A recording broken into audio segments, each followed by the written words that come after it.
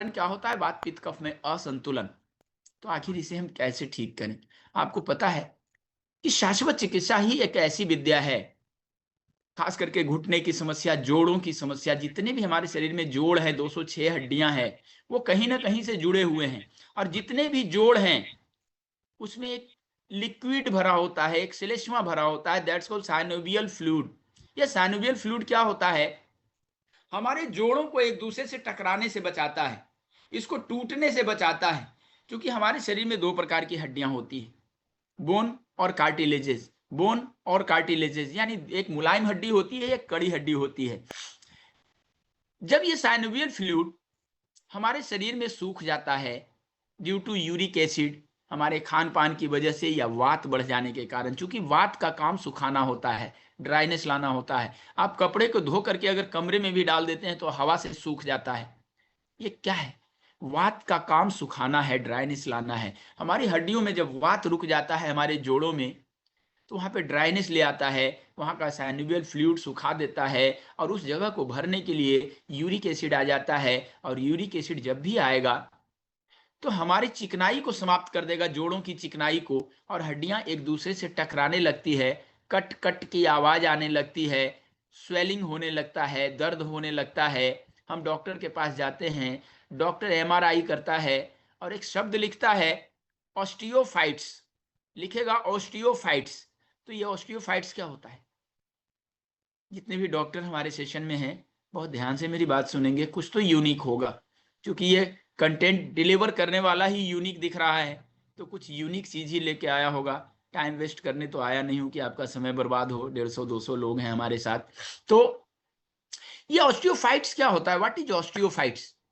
हमारी हड्डियां जब छोटे छोटे टुकड़ों में टूटने लगती है तो मेडिकली उसको ऑस्टियोफाइट्स बोला जाता है।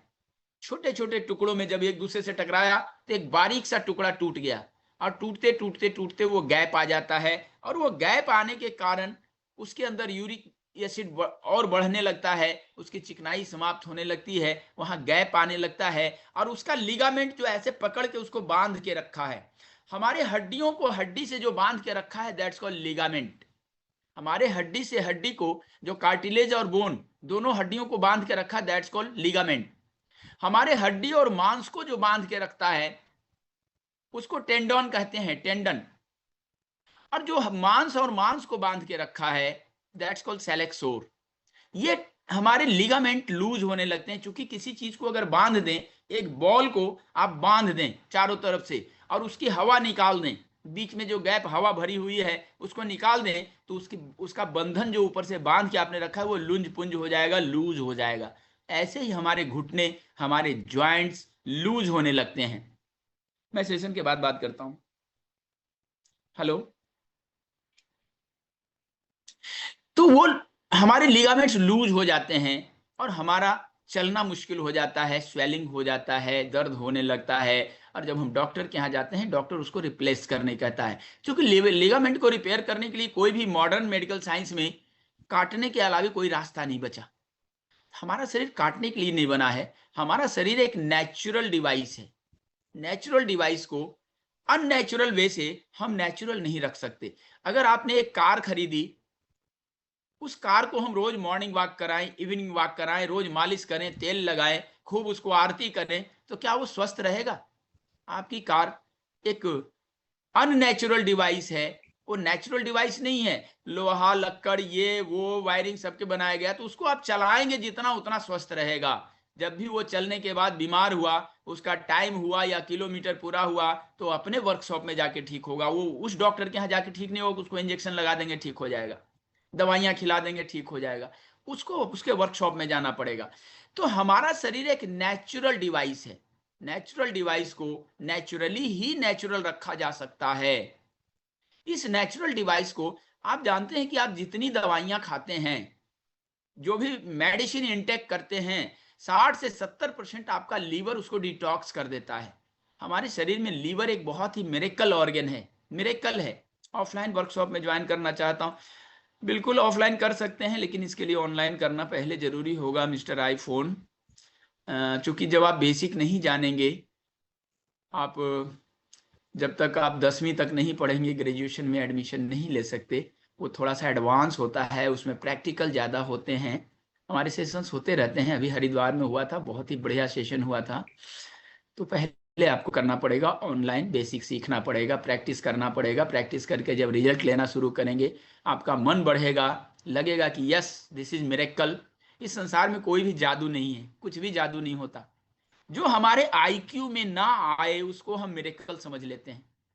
जब तक आदमी को बाइक चलाने नहीं आता, उसको चाबी दे दें तो बंदर जैसा बाइक को देखता है, छूने से भी डरता है कि कहीं गिर ना जाए, खराब ना हो जाए। लेकिन जैसे ही उसे चलाने आ जाता है, बैलेंस बनाने आ जाता है, तो तुरंत किक मारता है और उड़ जाता है।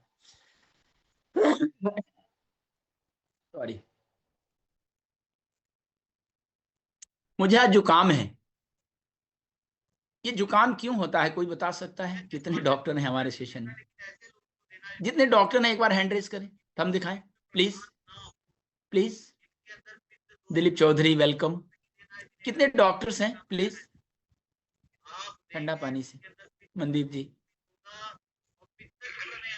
जुकाम यानी वायरल, शरीर में जल तत्व की बढ़ोतरी से। कुछ हद तक आपका जवाब सही है। कोई और? एनी? एनी? मैं बताऊंगा, ये पूछने के पीछे कुछ तो मकसद होगा। डॉक्टर सुरजीत सेठी वेलकम। Welcome, welcome sir.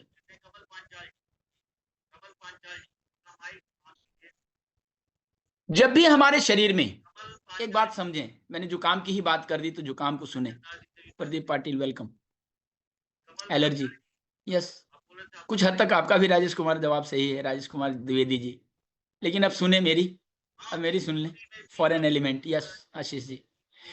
जब भी हमारा शरीर, हमारे शरीर में जब हमारा इम्यून वीक होगा तो वायरल अटैक होता है। वायरल अटैक कब होता है? अब देखो, हमारे शरीर में, हमारे शरीर का बॉडी टेम्परेचर कितना है? 78, 90, 97, 98 डिग्री, 97, 98 डिग्री फ़ारेनहाइट। ठीक है। अब अगर बाहर का टेम्परेचर कम है हमारे बॉडी से, तो जब भी एक प्लस और एक माइनस मिलता है तो इक्वल टू माइनस होता है, रिजल्ट माइनस होता है।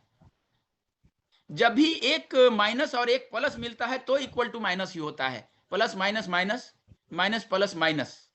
तो कल कल मैं जब सेशन ले रहा था दिन का, तो किसी ने मेरे पीछे, मैं पंखे के नीचे बैठा था, पंखे को फुल स्पीड में किया, मैं ऐसे ही शॉल ओढ़ के बैठा था कमरे में, इसी कमरे में।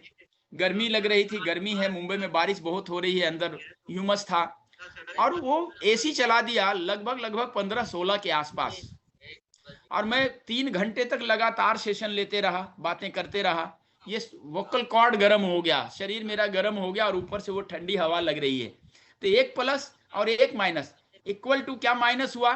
तो गला हल्का हल्का दर्द करने लगा, भारी लगने लगा कल।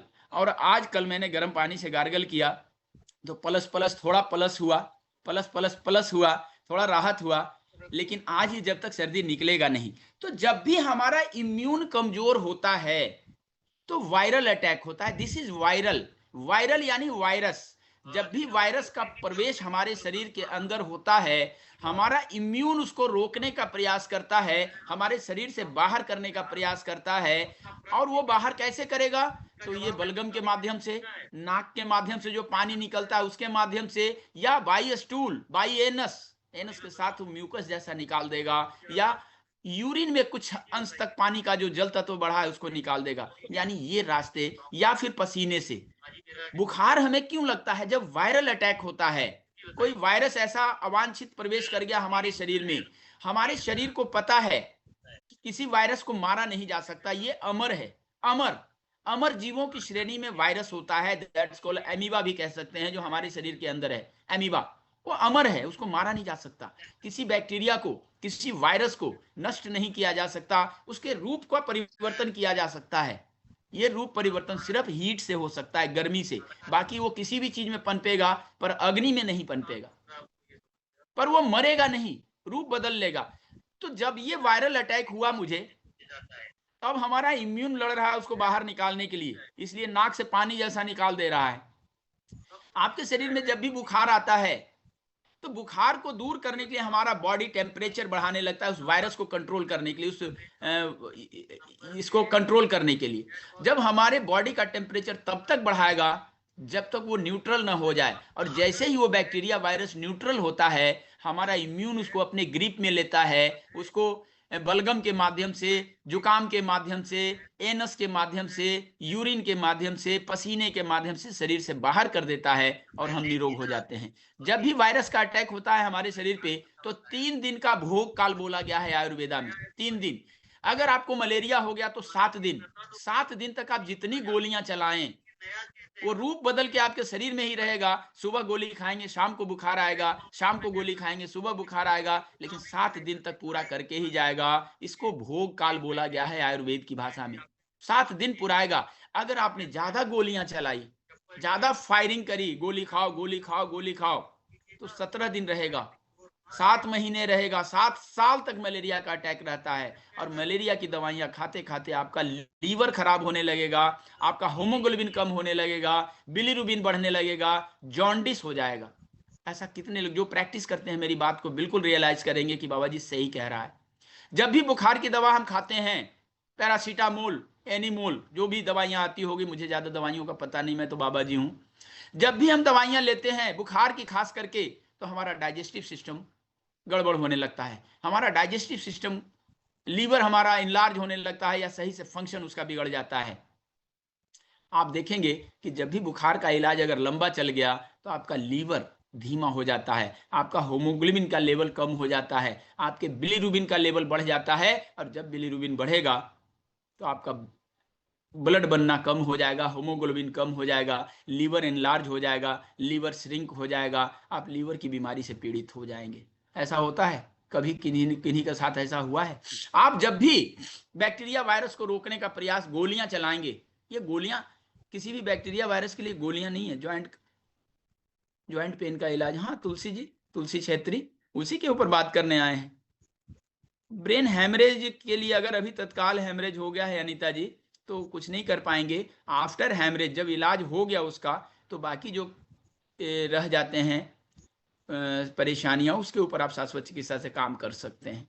ब्रेन हैमरेज हो गया, देखिए इस संसार में कोई रोग नहीं है, जितने भी हमारे सेशन है इस बात को गांठ बांध लें, इस संसार में कोई रोग नहीं है, लेकिन हर आदमी बीमार है। इस संसार में कोई रोग नहीं है। अखिलेश कुमार यादव जी फंगल इन्फेक्शन के ऊपर भी बात करेंगे, थोड़ी सी बात सुन लें, उसके बाद एक एक करके क्वेश्चन करें तो ज़्यादा मज़ा आएगा, सबकी जानकारी भी बढ़ेगी और उसका ट्रीटमेंट भी समझ में आएगा, कैसे हम कर सकते हैं, इसके ऊपर भी बात करेंगे। अभी हम बात अगर आप बात करना चाहते हैं, समझना चाहते हैं, तो पूरा सेशन आधा घंटा आपको दे दिया। मैं सिर्फ रोगों के ऊपर बात करूंगा, दुनिया के जितने रोग हैं आप किसी रोग के ऊपर बाबा जी से डिस्कस कर सकते हैं, पूरी तरह से डीप डिस्कस कर सकते हैं, डीप डिस्कस। क्योंकि हमारे सेशन में ऑलरेडी डॉक्टर्स हैं, SS सेठी हमारे पिछले बैच के विद्यार्थी भी हैं, और हमारे साथ पिछले दिन तो थे एम्स के डॉक्टर राजपाल, आज शायद दिख नहीं रहे हैं, ऑलरेडी एम्स में वो पोस्टेड हैं।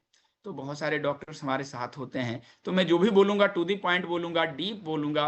कोई भी रोग को डिफाइन करना है, डिस्कस करना है, मैं कर सकता हूँ। Yes I can do it, मैं कर सकता हूँ, आपको संतुष्ट कर सकता हूं। किसी रोग को डीपली जा करके कहां से आप हाथ लगाएंगे, मैं पूरी बारीकी से बता सकता हूं। बिल्कुल परीक्षा ना लें बाबा जी का, मैं रोगों के ऊपर डिस्कस करूंगा, जितने आपके क्वेश्चंस होंगे मैं जवाब दूंगा। जितने लोग बचेंगे मेरे साथ, जितने देर तक आप बात कर सकते हैं, नो प्रॉब्लम, मैं हूं ना, टेंशन ना लें। हमारा शरीर, सबसे पहले समझ लें कि इस संसार में कोई रोग नहीं है, हर आदमी बीमार है। हमारे शरीर को दवाइयों की जरूरत नहीं है। Thyroid not a disease Ankit ji, thyroid not a disease, thyroid is a symptom. कोई एक बीमारी का नाम, इतने लोग बीमारी बीमारी कर रहे हैं, लिख रहे हैं, कोई एक बीमारी का नाम अनम्यूट होकर बता सकता है? सिंगल डिजीज, मैं चैलेंज करता हूं कि आप नहीं बता पाएंगे। चैलेंज, एक बीमारी का नाम कोई मुझे बता दे, एक सिंगल डिजीज। अभी राजरानी अग्रवाल करेंगे मैं बहुत सारी परेशानी, एक बीमारी का नाम बताओ आप, एक बीमारी, सिंगल डिजीज, एक बीमारी। Cancer not a disease, excessive cell division, that's called cancer. Excessive cell division, cancer क्या है? लड्डू है, रसगुल्ला है, क्या है? कैंसर इज ए नेम, इस संसार में जितनी भी बीमारियां हैं, all are symptoms not disease, all are symptoms. Cancer है तो excessive cell division, that's called cancer. Sciatica है तो semi paralytic condition in sciatic nerve, that's called sciatica. Arthritis तो हमारे हड्डियों में गैप, वात भर गया है, अब ये दर्द करने लगा तो उसका एक नाम हो गया। हर्पीज, हर्पीज जोस्टर एक इन्फेक्शनल डिजीज होता है, वायरल होता है, वायरस लग जाता है शरीर में, हर्पीज जोस्टर। स्किन में लग गया वो वायरस, अब उसमें फोले फोले फफोले हो जाएंगे, जलन होगी, अब उसका नाम हो गया क्या, तो हर्पीज जोस्टर। तो वो तो सिम्टम हुआ ना sir, all are symptom. Eczema भी बीमारी नहीं है प्रभु, एक्जिमा के लिए हमारा कार्टिसोल जिम्मेवार होता है, अभी उसके ऊपर बात करेंगे, डोंट वरी। तो इस संसार में जितने रोगों का नाम ले सकते हैं, ऑल आर सिम्टम्स। हमें उसी सिम्टम को इलाज करना है। हमारे शरीर में जब भी दर्द होता है तो हम डॉक्टर के यहां जाते हैं, डॉक्टर पेन किलर देता है। पेन किलर क्या करता है, पेन किलर आपके ब्रेन से उस दर्द वाले स्थान का कनेक्शन कट कर देता है। अब ये कनेक्शन बनता कैसे है, ये जो कनेक्शन, दर्द हो रहा है, मेरी उंगलियों में दर्द हो रहा है, तो ये दर्द महसूस कैसे हो रहा है? आपको पता है कि जब इसमें कांटा लगे, चाकू लगे, कुछ भी, तो ये संदेशा पहले ब्रेन को जाता है, ब्रेन से जब लौटता है तब हम महसूस करते हैं कि हमारे शरीर में कांटा लगा है, किसी ने चिकोटी काटा है, किसी ने थप्पड़ लगाया है, ये टच भी किया तो ब्रेन में पहले जाता है, और ब्रेन से जब रिफ्लेक्ट होता है, रिटर्न होता है, तब हमें महसूस होता है। तो अब ये संदेशा को लेके कौन जाता है? जब हम अपने डिवाइस के बारे में पढ़ेंगे नहीं, समझेंगे नहीं, एक मोबाइल खरीदते हैं तो 20 बार पढ़ते हैं हाउ टू यूज, इस डिवाइस को भी समझने की जरूरत है। This is natural device, this is natural device. ये बीमारी दे रहा है, दर्द दे रहा है, तो चीख चीख के, चिल्ला चिल्ला के कह रहा है रिपेयर इट, रिपेयर इट। वो मांग रहा है आपसे, रिपेयर मांग रहा है। आपके गाड़ी में एक आवाज आ जाती है, आप जब कार से चलते हो, एक हल्की सी नॉइज भी सुनाई देती है तो कान ऐसे लगा देते हो कि ये आवाज कहां से आ रही है, और तुरंत वर्कशॉप में जाकर के मिस्त्री से कांटेक्ट करते हो कि इसमें एक आवाज सी आती है, वो चला के देखता है और बताता है कि यहां से आवाज आ रही है। तो इस डिवाइस को समझने की जरूरत नहीं है क्या? ये भी तो डिवाइस है, ये नेचुरल डिवाइस है, इसे समझना पड़ेगा। हमारे शरीर को जब ऐसे बांटा जाता है, अब इसके विज्ञान को समझें कि दर्द महसूस कैसे होता है। हमारे शरीर को ऊपर से नीचे जब बांटा जाता है तो गर्दन से ऊपर का हिस्सा, अपर पार्ट ऑफ बॉडी, ये विष्णु का से, ब्रह्मा जी का सेक्टर है बनाने वाला। हमारे ब्रेन में 12 जोड़ी नसें, सीएनएस, सेंट्रल नर्वस सिस्टम, हमारे पूरे शरीर का कंट्रोलर है। सेंट्रल नर्वस सिस्टम हमारे पूरे शरीर को कंट्रोल करता है, एक एक एक्टिविटी को। हमारे शरीर का बीच का भाग, मिडल पार्ट ऑफ बॉडी, गर्दन से लेके कमर का हिस्सा, ये विष्णु का सेक्टर है। सारा पालन पोषण की जिम्मेवारी हमारे मिडल पार्ट को है। हमारा काम सिर्फ रोटी चावल, बड़ा पाव, ड्राई फ्रूट, कुछ भी ढकेल देना है चबा करके।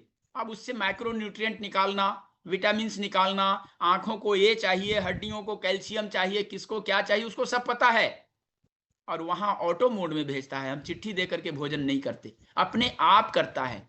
कमर से नीचे का हिस्सा, लोअर एक्सट्रीमिटीज ऑफ बॉडी, ये क्या है, तो महेश का सेक्टर है। हम जितने भी खा खा करके ताकत बनाते हैं, महेश के सेक्टर से उसका विनाश करते हैं, क्षरण करते हैं, संहार करते हैं, और पुनः भूख लगती है, पुनः वीकनेस फीलिंग होती है, फिर से भरते हैं। अब हमारे अपर पार्ट को देखें, अपर पार्ट भी 3 पार्ट में बटा है। हमारा ब्रेन भी 3 पार्ट में बटा है, फ्रंटल लोब, मिडल लोब और पोस्टेरियर लोब। हमारा फ्रंटल लोब भी 3 पार्ट में बटा है, थैलेमस, हाइपोथैलेमस और सेरेब्रम के रूप में। सेरेब्रम 60% हिस्सा होता है हमारे फ्रंटल लोब का, ये मेमोरी के लिए जिम्मेवार है। लेकिन थैलेमस और हाइपोथैलेमस क्या करता है, आपके बाहरी अंगों में, आपके शरीर के बाहरी अंगों में सर्दी लगना, गर्मी लगना, कांटा लगना, चोट लगना, दर्द होना, इस संदेशा को आपके सेल से उठा करके आपके नर्वस सिस्टम तक पहुंचाना थैलेमस का काम है। तो जब भी आपके यहां दर्द होता है, दर्द के लिए पेन किलर खाते हो, तो पेन किलर क्या करता है, इस सेंसेशन को जो ले जाने की मैकेनिकी है उसको थोड़ी देर के लिए रोक देता है, उसको रोक देता है, पाउज रूप में ले आता है, और जब तक उसका एमजी है तब तक वो रुका रहता है। हमारा थैलेमस उस संदेशा को रिसीव नहीं कर पाता है, और हम सोचते हैं कि हाँ राहत हो गया। फिर दवाइयों का एमजी खत्म होता है, पुनः वो दर्द होना शुरू हो जाता है, ब्रेन को संदेशा जाना चालू हो जाता है। राइट, ऐसा ही होता है। लेकिन पेन किलर खाते खाते जब हम थक जाते हैं तो हमें स्टेरॉइड दिया जाता है। स्टेरॉइड भी अगर काम करना बंद कर दे तो ओपेमॉइड का प्रयोग होता है, जो इस संसार में मेडिकली सबसे तेज पेन किलर दवा है। ओपेमॉइड जो ओपीएम से बनता है? मॉर्फिन से। ओपियम, ओपियम यानी अफीम, मॉर्फिन से बनती है वो दवाई, और दुनिया का सबसे तेज पेन किलर माना गया है। अमेरिका जैसे देश में लाखों लोग उस दवा खा करके मरते हैं, प्रभावित होते हैं, जिसको बहुत एडवांस कहा गया है अमेरिका को, इसलिए अमेरिका का नाम ले रहा हूं। हालांकि मेरी नजर में पूछे तो कहीं से एडवांस नहीं है। बड़े बड़े टाई लगाने से खाली एडवांस नहीं हो जाता, ज्यादा डॉलर आने से एडवांस नहीं हो जाता। ज्ञान तो भारत में है आज भी, ये वेदों की धरती है, वेद का मतलब ज्ञान होता है। तो ओपियमवाइड से भी तेज पेन किलर हमारे शरीर के अंदर है। विज्ञान कहता है कि 20 प्रकार के नेचुरल पेन किलर हमारे शरीर में बनते हैं। That's called endorphin. इंडोर्फिन जो आनंद का हार्मोन है, इंडोर्फिन जो नेचुरल पेन किलर हार्मोन है, जो सबसे तेज पेन किलर, यूनिवर्स का सबसे तेज pain killer, that's called beta endorphin. Beta endorphin हमारे शरीर में ही बनता है। हमारे एथलीट जो दौड़ते हैं, आपने 100 मीटर का रेस देखा होगा, 100 बच्चे दौड़ते हैं, 100 लोग दौड़ते हैं, आखिरी तक पहुंचते पहुंचते 10 बजते हैं, और फाइनल पॉइंट पे पहुंचते पहुंचते 3 या 4 बजते हैं, और एक मरते खपते किसी तरह से ऐसे करके विनिंग पॉइंट पे हाथ रखता है, उसके साथ दूसरा रखता है, उसके साथ तीसरा रखता है, बाकी सब इधर गिरते हैं, उधर गिरते हैं, उधर। वो आखिरी होता है, आखिरी पूरा प्राण ऊर्जा समाप्त करता है, उस समय बीटा एंडोर्फिन रिलीज होता है उसको पुनः जीवित करने के लिए। एक माता जब एक बालक पैदा करती है तो 12 डेसिबल का दर्द होता है, और विज्ञान कहता है कि 7 डेसिबल दर्द में आदमी मर जाता है। ये 12 डेसिबल के बाद भी माताएं इसलिए जिंदा रह जाती है कि जब वो बिल्कुल टॉप पे दर्द पहुंचा तो बीटा एंडोर्फिन रिलीज होता है। और उस बीटा एंडोर्फिन जो आनंद का भी हार्मोन है, नेचुरल पेन किलर हार्मोन भी है, वो माता जिसकी अभी डिलीवरी हुई है, बच्चा बाजू में रो रहा है, वो बेसुध पड़ी है, उसका हाथ उठा के खाली जैसे ही बच्चे को टच करता है, उसका जो थैलमस संदेशा ले जाके ब्रेन को देता है, और उस दर्द में भी माताएं मुस्कुराने लगती है। क्या मैं सही कह रहा हूं? क्या मैं सही कह रहा हूं? उस दर्द के दौर में भी माताएं मुस्कुराने लगती है, उसके अंदर एंडोर्फिन रिलीज होता है, थैलमस एक्टिव हो जाता है। ये साइंस है हमारे सनातन का, ये साइंस है हमारे वेदों का। सिर्फ इस बात को समझने की जरूरत है। हम जिस दिन इसको समझ गए, आप पूरी तरह से 21वीं सदी में जी रहे हैं, बिल्कुल हाईटेक टेक्नोलॉजी, हाईटेक गैजेट्स, आप बिल्कुल उसका प्रयोग करें। बिल्कुल बैलगाड़ी के युग में नहीं जाना है। आज अगर सुंदर पिचाई गूगल को खड़ा कर सकता है, तो भारत में कॉमेट को भी खड़ा कर सकता है हमारे युवा, और कर चुका। आज गूगल का विकल्प बना चुका है भारत। हमारे वेदों को ज्ञान, वेदों के ज्ञान को नए ज्ञान से जोड़ने की जरूरत है। हम फिर से लीड करेंगे। आप चिकित्सा विद्या सब जाने, इंजेक्शन लगाना, एमआरआई करना सब जाने, सब करवाएं, लेकिन शुरुआत करने के लिए तो पहले हम 0 से शुरुआत करें, नीचे से शुरुआत करें। हमको 100 तक गिनती गिननी है तो पहले 1 गिनना पड़ेगा, जेड तक जाना है पहले ए पढ़ना पड़ेगा। पहले हम शुरुआत कर लें। 90% बीमारियां साइकोसोमेटिक होती है। साइको यानी मन, सोमा यानी शरीर। आज अभी मैं जुकाम का चर्चा कर रहा था, आज अगर एक गोली खा लूं जुकाम का तो निश्चित रूप से खांसी हो जाएगी, गले में ये हो जाएगा, छाती भारी हो जाएगा। अगर ज्यादा दवाइयां खा लें तो आस्थमेटिक हो जा सकते हैं, सांसों की शिकायत हो जा सकती है, उसका वायरस अंदर रुकेगा। जब भी वायरस को आप दवाइयां खा करके गोली मार के अंदर रोकते हैं, या तो आपके लीवर पे बैठेगा, किडनी पे बैठेगा, हार्ट पे बैठेगा, कहीं ना कहीं बैठेगा, उसको मारा तो जा नहीं सकता, उसको बाहर ही किया जा सकता है। यह शरीर क्या है? एक कमरा है। थोड़ी देर के लिए विजुअलाइज करें मेरी बातों को कि यह शरीर क्या है? एक कमरा है। इस कमरे के अंदर एक वायरस नाम की बिल्ली घुस गई, और वो बिल्ली क्या करेगी? आपने खिड़की बंद कर रखा, दरवाजा बंद कर रखा है, किसी साइड से निकलने का प्रयास करता है तो आप लाठी लेके उसको मारने दौड़ते हैं, फिर अंदर भाग जाता है। अब वो क्या करेगा? आपके पर्दे को नोचेगा, बर्तन खड़काएगा, कभी खिड़की पे कूदेगा, कभी दरवाजे को नोचेगी बिल्ली। हमारा काम उसको लाठी लेकर के गोलियां मारना नहीं है, हमारा काम है खिड़की का पल्ला थोड़ा सा खोल करके हट जाना, वो कूद के बाहर भाग जाएगी और हम स्वस्थ हो जाएंगे। This is natural science. हमें सिर्फ इतनी सी बात समझने की जरूरत है। आप जितने भी रोगों से पीड़ित हैं, आप देखें कि कितनी दवाइयां खा रहे हैं। आप जब डॉक्टर के यहाँ जाते हैं, पेन किलर देता है, पेन किलर के साथ आपको एंटीबायोटिक्स भी दिया जाता है। जितने लोग दवाइयां खा रहे होंगे उनको एंटीबायोटिक्स भी चलाया जा रहा होगा। Antibiotics not an medicine, antibiotics not an medicine. तो फिर क्यों दिया जाता है? उस डॉक्टर को भी पता है, मॉडर्न डॉक्टर को भी पता है, मॉडर्न साइंस को भी पता है कि हमारा एंटीबायोटिक्स ही हमें ठीक कर सकता है, एंटीबॉडीज ही हमें ठीक कर सकता है, इसलिए एंटीबायोटिक्स दिया जाता है। पहले एंटीबायोटिक दिया जाता था, मेडिकल साइंस भी परेशान है, मॉडर्न मेडिकल साइंस, कि पहले एंटीबायोटिक दिया जाता था तो ठीक हो जाता था आदमी, उसके बाद हाई एंटीबायोटिक देने लगा, चूंकि शरीर उसको प्रूव कर रहा है। अब हायर एंटीबायोटिक भी फेलियर हो रहा है। क्या मैं सही कह रहा हूं? जितने डॉक्टर होंगे मेरी बात को रियलाइज करेंगे कि हाँ बाबा जी सही कह रहे हैं। आज हायर एंड पूरा वर्ल्ड चिंतित है, पूरे वर्ल्ड जितने साइंटिस्ट हैं हमारे जो हेल्थ के ऊपर काम कर रहे हैं, वो टेंशन में है कि हायर एंटीबायोटिक भी अगर फेल हो जाएगा तो आगे क्या होगा। आगे क्या होगा? तो आगे रिसर्च जारी है, वो पोटेंसी बढ़ा रहे हैं, हमारा शरीर अपनी ताकत बढ़ा रहा है। प्रकृति में, नेचुरल में और अननेचुरल में ऐसे युद्ध हो रहा है, युद्ध हो रहा है। आज आपको पता है कि कैंसर महामारी है, आज मोटापा महामारी है, आज थायराइड, हर घर में थायराइड का रोगी मिलेगा, मोटापे का रोगी मिलेगा, डायबिटीज का रोगी मिलेगा। Diabetes not a disease. कौन कहता है कि डायबिटीज बीमारी है? मैं डंके के चोट पे कहता हूं, दावे से इस शो में कहता हूं कि डायबिटीज बीमारी नहीं है। आप पूछेंगे कि बाबा जी हर नुक्कड़ पे एक डायबिटीज का स्पेशलिस्ट बैठा हुआ है तो वो क्या करता है? इतनी बिक रही है, हर घर में दवाइयां हैं, आपके पर्स में दवाइयां होगी डायबिटीज की। तो डायबिटीज है क्या? हमारा शरीर रोटी चावल नहीं खाता, हमारा शरीर, यही सच है। पर इंस्टेंट रिलीफ, हाँ राकेश सोनी, आपके सवालों का जवाब है ही इंस्टेंट रिलीफ देने आया हूं। सिर्फ छू करके 5 मिनट में रिजल्ट दे सकते हैं। और तो और डायबिटीज के ऊपर, मोटापे के ऊपर, थायराइड के ऊपर, माइग्रेन के ऊपर, cervical arthritis, osteo arthritis, rheumatic arthritis, frozen shoulder, tennis elbow, घुटने की समस्या, एड़ी का दर्द, पेन इन हील, जिसको कहता है हड्डियां बढ़ गई है डॉक्टर, पहला दिन से अगर रिजल्ट ना आए ना, मैं, मेरा आश्रम में है, जितने मुंबई से मेरी बात सुन रहे होंगे, अभी एट प्रेजेंट में मुंबई में हूँ, बारिश इतनी हो रही है तो शायद 1-2 दिन और रुकना पड़े, चूंकि रोड ट्रांसपोर्टेशन थोड़ा सा गड़बड़ हो गया है बारिश के चलते, तो 1-2 दिन अभी और रुकूंगा। वेलकम है आपका, बिल्कुल आए। हाँ गुरु सिंह जी, बिल्कुल सही है, बीमारी दुनिया में नहीं होती, पर हमारी आदतें बीमारी के रूप में परिवर्तित हो जाती है। Right, right, right. Muscle improve के लिए प्रोटीन, हमारा जो मसल्स है ना, आपके सवाल का जवाब दे देता हूं, तब शुगर के ऊपर आते हैं। पहले डायबिटीज का सुने कि डायबिटीज है क्या। हमारा शरीर रोटी चावल नहीं खाता। हम कहेंगे बाबा जी क्या बताया जा रहा है, कुछ भी, ऐसा लगता होगा ना कि बाबा जी कुछ भी बोले जा रहा है। कितने लोगों को लगता है, हैंड रेस करें कि यार ये तो बाबा जी कुछ भी बोल दे रहा है।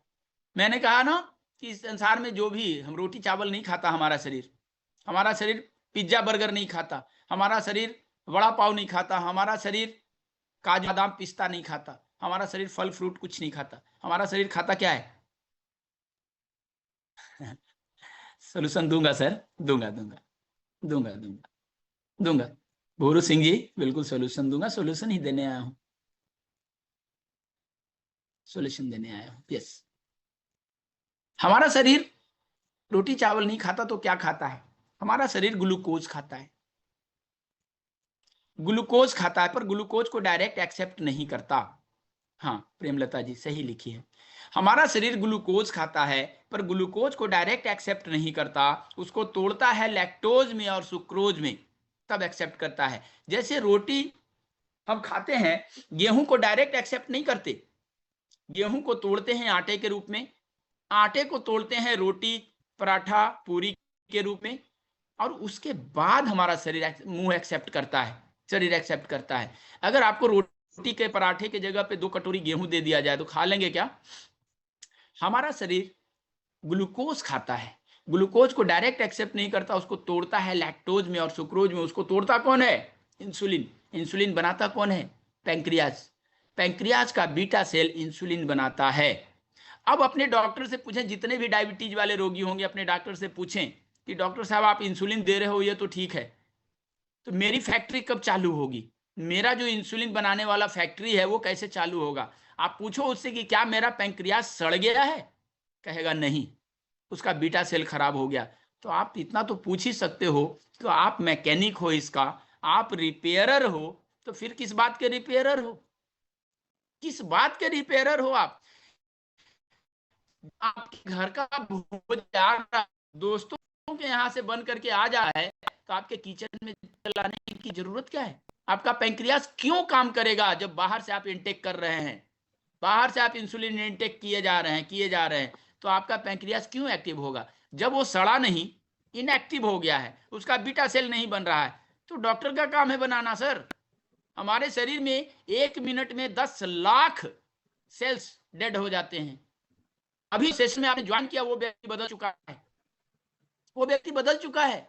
वो जो राजेंद्र जी, बलविंदर कुमार, वो जो आए थे ना आधा घंटा पहले, वो व्यक्ति कोई और था। अब आधा घंटा में वो पिछला मेमोरी लेकर के आपका शरीर खड़ा है, आप अपने आप को पहचानते हैं कि मैं ही प्रेम सिंह हूं, मैं ही बलविंदर सिंह हूं, बट आप बदल चुके हो। गंगा जी में जो नहाते हैं ना, गंगा जी में, तो गंगा जी में जो डुबकी लगाता है और डुबकी लगा के जो बाहर निकलता है, दोनों में परिवर्तन हो जाता है। पता नहीं कितना कितना गैलन गंगा का पानी वहीं समाप्त हो गया। कुछ साल के बाद अपनी ही थ्योरी को फिर से काटा और उसको तोड़ा, बोला एटम है, एटम को तोड़ा, बोला एनर्जी है, एनर्जी को तोड़ा, बोला इसे ना नष्ट किया जा सकता है, ना बदला जा सकता है, ना बढ़ाया जा सकता है, यह सिर्फ रूप बदलता है। और ये हजारों हजार साल पहले भगवान ने युद्ध में खड़ा होकर के कहा था, नैनम छिंदंती शस्त्राणी नैनम दहती पावका, इसको ना काटा जा सकता, ना जलाया जा सकता है, ना नष्ट किया जा सकता है, यह सिर्फ रूप बदलता है। और नवानी वस्त्राणी का कंसेप्ट दिया। जिस तरह से हम नए वस्त्र बदलते हैं, उसी तरह से हमारा शरीर, हमारी ऊर्जा शरीर बदलती है। ये बोला गया है हमारे वेदों में, बगैर नोबेल पुरस्कार खर्च किए। इस E बराबर MC स्क्वायर तक जाने में मॉडर्न साइंस को 3-3 नोबेल पुरस्कार खर्च करने पड़े। E बराबर MC स्क्वायर सिर्फ बताने के लिए। How wonderful. लेकिन हमारे भगवान ने ये हजारों हजार साल पहले कह दिया, E बराबर MC स्क्वायर। अरे हम आज की भाषा में नहीं बोले, पुरानी भाषा में बोले, बोले तो बतिया वही तो है। अगर हमने कहा कि सुबह ब्रह्म मुहूर्त में उठना चाहिए, ब्रह्म मुहूर्त में उठने वाला स्वस्थ होता है, धनवान होता है, वो बोला early to bed early to rise makes a man healthy wealthy बाई, उसकी बात तो हमारे पल्ले पड़ जाती है। हम कहते हैं ब्रह्म मुहूर्त, तो गालियां सुननी पड़ती है। हमारा शरीर 9:30 बजे से 2:30 बजे तक रिपेयर मोड में होता है। बहुत ध्यान से सुने मेरी बात को, बहुत ही इंफॉर्मेटिव होगा ये। हमारा शरीर 9:30 बजे से 2:30 बजे तक रिपेयर मोड में होता है। 9:30 बजे के बाद हमारे शरीर में एक हार्मोन बनता है, दैट्स कॉल्ड मेलेटोनिन। ये मेलेटोनिन क्या करता है? हमारे अंगों के, हमारे ऑर्गन की नॉरिश करता है, उसको दुलारता है, सहलाता है, टूट फूट को रिपेयर करता है। हमारे लीवर, किडनी, जितने ऑर्गन है हमारे शरीर में, हमारा शरीर क्या है? हमारा शरीर एक सिस्टम है। अगर हम, ये ब्रेन चलता है मेरा, तो ये CNS है, सेंट्रल नर्वस सिस्टम। सांस लेते हैं तो रेस्पिरेटरी सिस्टम, हड्डियां हैं तो स्केलेटन सिस्टम, डाइजेस्टिव है तो digestive system, liver, kidney, pancreas, जो भी, दिस इज सिस्टम ओनली। ये सिस्टम काम कर रहा है। तो सिस्टम को सिस्टमेटिक चलाया जा सकता है। अगर सिस्टम को सिस्टम से नहीं चलाया गया तो, ये गाड़ी भी चलाने का सिस्टम होता है कि लेफ्ट चलना है, ऐसे काटना है, ऐसे ब्रेक लेना है, ऐसे क्लच लेना है, ऐसे इग्निशन दबाना है, वो भी सिस्टम से चलता है। वो भी सिस्टम से नहीं चलाएंगे तो खेत में उतर जाएगा, या किसी को ठोक देंगे, या पीछे वाला ठोक देगा। सिस्टम से जिंदगी चलती है। ये प्रकृति ही सिस्टम से चलती है। सूरज का उगना, सूरज का डूबना, धरती का घूमना, मौसम का बदलना, हवा का चलना, ऑल आर सिस्टम। और हम चाहते हैं कि बगैर सिस्टम के स्वस्थ रह जाएं। ये कैसे संभव है कि हम बगैर सिस्टम के स्वस्थ रह जाएंगे? हम इसी सिस्टम को सीखने का विज्ञान है शाश्वत चिकित्सा। जब हम इस शरीर को सिस्टमेटिक करना सीख जाते हैं, भोजन को हम कैसे लेना है, हम 90% बीमारियां खा खा के लेते हैं। कम खा करके लोग मरते नहीं हैं, ज्यादा खा के बीमार हो जाते हैं। हमारे शरीर में भोजन या तो पचेगा या सड़ेगा, दो ही काम करेगा। या तो भोजन पचेगा या सड़ेगा। अगर पच गया तो माइक्रो न्यूट्रिएंट्स बनाएगा, हार्मोन्स बनाएगा, बहुत सारे ये बनाएंगे, तत्व बनाएंगे, B12 बनाएगा, विटामिन बनाएगा। और अगर सड़ेगा तो बास मारेगा, यूरिक एसिड बनाएगा, एसिडिटी बनाएगा। आप जब भी भोजन करते हैं, मेमोरी पावर के लिए, हाँ, मेमोरी पावर के लिए एक प्रयोग अभी कराऊंगा, उषा जी बहुत अच्छा काम करेंगे। एक मैं प्रैक्टिकल करवाऊंगा, अभी के सेशन में ही प्रैक्टिकल दूंगा। माइग्रेन के लिए वर्टिगो के लिए, आपको मेमोरी पावर बूस्ट करने के लिए, जिनको नींद नहीं आती है, इंसोमेनिया का शिकायत है, जो स्लीपिंग पिल्स लेना पड़ता है, मेरा दावा है कि इसको अगर 2-4 दिन ढंग से किए तो आपको नींद की गोलियां निगलनी नहीं पड़ेगी। ये इसी सेशन में दूंगा। ये सेशन आपको कुछ ना कुछ प्रैक्टिकल भी दूंगा, मैं देने आया हूँ, सिर्फ लेने का भाव नहीं है। कहते हैं हमारे गुरुजी कहते हैं कि when you support selflessly universe support endlessly. मेरी बातों को सुने, गुने, समझें और इसके बाद लगता है कि नहीं ऐसी विद्या सीख, वेलकम, हमारे सेशन में आए। अगर लगता है कि हटाओ यार टाइम पास है, बाबा जी ऐसे टाइम वेस्ट कर रहा है, तो कोई बात नहीं। हाँ, चैन सिंह जी, चैन सिंह राज पुरोहित, एक बार अनम्यूट हो जाएं, आपके सवाल का परफेक्ट जवाब देता हूं मसल्स इंप्रूव के लिए। किधर हैं आप mister Chain Singh? Where are you mister Chain Singh? अगर मेरी आवाज सुन रहे हैं तो एक बार अनम्यूट हो जाएं। एक बार अनम्यूट हो जाएं। बहुत ही साइंटिफिक जवाब दूंगा, चिंता ना करें। हमारा मसल्स बढ़ता कैसे है पूरा विज्ञान समझा दूंगा, मैं विज्ञान ही समझाता हूँ। अभी जो पिछले से, हाँ किधर हैं आप? किधर हैं प्रभु प्रकट? चैन सिंह जी किधर हैं? मुझे दिख तो नहीं रहे कहीं। चैन सिंह, हाँ राज पुरोहित दिखे, दिखे दिखे, बोलिए। वीडियो ऑन कीजिए, पहले आंखों में आंखें डालिए, तब आनंद आएगा बात करने में, कनेक्टिविटी बनेगी। हाँ राज पुरोहित, क्या है बताइए, क्या पूछना चाहते हैं? बच्चे के को मसल है, छोटा बच्चा है 30 साल का, उसके पाँव का थोड़ा पतला रह गया इंजेक्शन से। तो इंजेक्शन से पतला रह गया है तो मसल ग्रोथ करने की दवा देने। मसल हमारा ग्रोथ कैसे होता है ये आप एक बात समझें, देखिए आपके सवाल का जवाब भी दूंगा और सुनिए उसके उपाय भी बता दूंगा। हमारा शरीर 2.5 से 3 किलो का पैदा होता है, औसत 2.5 से 3 किलो। कितना होता है औसत वजन बच्चे का, न्यूबॉर्न बेबी का? 2.5 से 3 किलो माना गया है। अपवाद में 3.5 किलो, 4 किलो भी हो जाता है, लेकिन औसत माना गया है अकॉर्डिंग टू मेडिकल साइंस 2.5 से 3 किलो। तो ये 3 किलो का शरीर पैदा हुआ, आज ये 6 फीट का कैसे हो गया, 80 किलो का कैसे होगा, इसमें क्या परिवर्तन हुआ? चैन सिंह मेरी बात को ध्यान से सुनेंगे। हाँ जी, हाँ जी। आखिर क्या परिवर्तन हुआ? तो इसका कारण हेरिडिटी भी है लेकिन कम है, खान पान भी है लेकिन कम है, सबसे बड़ा कारण है सेल डिवीजन। ये सेल डिवीजन के कारण हमारा शरीर बढ़ता है। अगर सेल डिवीजन होना बंद हो जाए तो हमारा शरीर बढ़ेगा नहीं। जिस पार्ट का सेल डिवीजन बाधित होगा वो शरीर सूख जाएगा, क्योंकि सेल डिवीजन ही हमारे मसल्स को बढ़ाता है। अब मेरा सवाल है सभी डॉक्टरों से कि सेल डिवीजन में आखिर टूटता क्या है?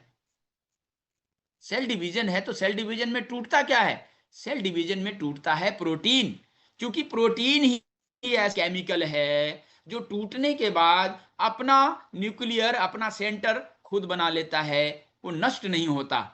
ये जो प्रोटीन होता है इसको रक्त बीज माना गया है। रक्त बीज की कथा आप सुना होगा ना, कि रक्त बीज असुर को संहार करने के लिए माता ने काली का रूप लिया, और जब रक्त बीज का वध करती थी उसका ब्लड जमीन पे गिरता था तो नया रक्त बीज पैदा हो जाता था। उसके लिए उसने खप्पर लिया, उसकी गर्दन उड़ाई, सारा लहू पी गई और रक्त बीज का विनाश हुआ। ये हमारे सनातन की कथा है। कितने लोगों ने सुना इस कथा को? जो सत्संग जाते होंगे या संतों के बीच रहते होंगे तो ये बात जरूर सुने होंगे। फंगल इन्फेक्शन पे भी बात करूंगा कुसुम जी, डोंट वरी। तो ये जो प्रोटीन होता है यही रक्त बीज है। उसको अगर हम ऐसे करके मारते हैं तो जितना टूटा उससे ज्यादा बन गया। जितने पार्ट में टूटेगा वो जितना टूटेगा अपना सेंटर बना लेगा। तो हमारे शरीर को क्या चाहिए? प्रोटीन चाहिए। कहीं पे मांस सूख रहा है, शरीर हमारा सूख रहा है, तो क्या चाहिए? प्रोटीन चाहिए। लेकिन प्रोटीन को खाने के पहले हम ये सोचें कि हमारे शरीर के लिए कौन सा प्रोटीन चाहिए। आज हम हाईली एजुकेटेड हो गए हैं। आज जितने जिम है आप जाके देखें कि सोया प्रोटीन आपको खिलाया जा रहा है। हम प्रोटीन सप्लीमेंट के लिए ही हम सोयाबीन खाते हैं। सोयाबीन का प्रोटीन हमारे लिए नहीं है। मानव के लिए सोयाबीन का प्रोटीन नहीं है, वो सुअरों के लिए है। सुअरों के लिए। आप कहिए सुअरों के लिए क्यों है? तो सुअर का मांस सबसे गठीला होता है, रेशेदार मांस। हमारा शरीर में रेशेदार मांस नहीं होता। कुछ इस पार्ट में मसल्स होते हैं रेशेदार, हमारे कंधे के आसपास, हमारे कमर के आसपास, जहां पे इंजेक्ट करता है, मांस होता है, बाकी कहाँ रेशेदार मांस है। इसलिए सोयाबीन का प्रोटीन हमारे लिए नहीं है, उसको रेशेदार बना देगा। ये जो जिम में जाते हैं ना, ऐसे पैक बनाने वाले लोग उसको ज्यादा लेते हैं। हमारे लिए सबसे अच्छा प्रोटीन काजू का प्रोटीन, हमारे लिए सबसे सुटेबल प्रोटीन दाल का प्रोटीन, हमारे लिए सबसे अच्छा प्रोटीन दूध का प्रोटीन। तो उस सुअरों वाले प्रोटीन को खिलाने के लिए आज मार्केट जो है, बाजार तत्व आपको क्या कर रहा है, तो दूध से दूर कर रहा है। कहता ना ना ना, दूध हमारे लिए, बछड़े के लिए विगन बन जाओ। दाल आप खाते हैं कुकर वाली, उसमें प्रोटीन रहता नहीं, अनाज पकता नहीं है, फट जाता है प्रेशर से, तो प्रोटीन तो कम होगी शरीर में।